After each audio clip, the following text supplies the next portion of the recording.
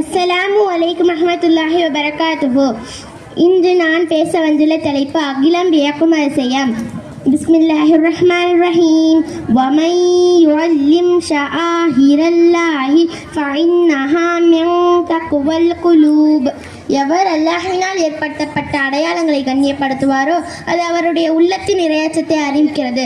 ஹஜ்ஜு உம்ராவை நினைவிக்கும் போது நமக்கு நினைவில் வருவது மதினத்து பேரிச்சம்பளமும் ஜம்ஜம் தண்ணீரும் தான்.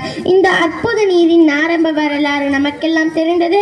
ஆனால் மக்காவில் ஜரஹம் கோத்திரத்தை சேர்ந்த அமர் பின் ஹரஸ் என்பவர் மக்காவின் தலைவராக இருந்தபோது அடையாளம் தெரியாத அளவுக்கு ஜம்ஜம் கிணற்றை மூடிவிட்டார். அதன் பிறகு இறுதி நபி ஸல்லல்லாஹு அலைஹி வஸல்லம் அவர்களின் பாட்டனாரான அப்துல் முத்தலீப் அவர்களின் கனவின் மூலம் அக்கிணறு கண்டுபிடிக்கப்பட்டது.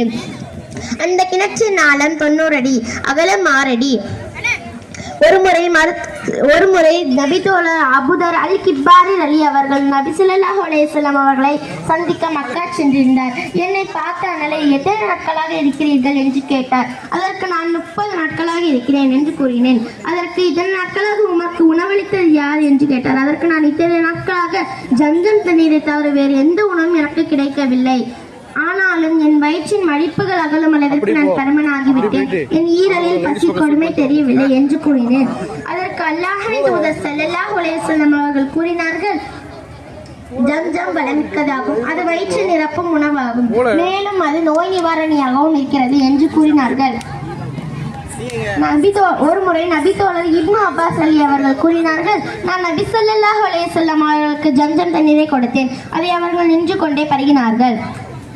நபித்தோழர் இப்னு அப்பாஸ் அலி அவர்கள் ஜம்ஜம் தண்ணீரை பருகுவதற்கு முன் இந்த துஆவை ஓதி வந்துள்ளார்கள்.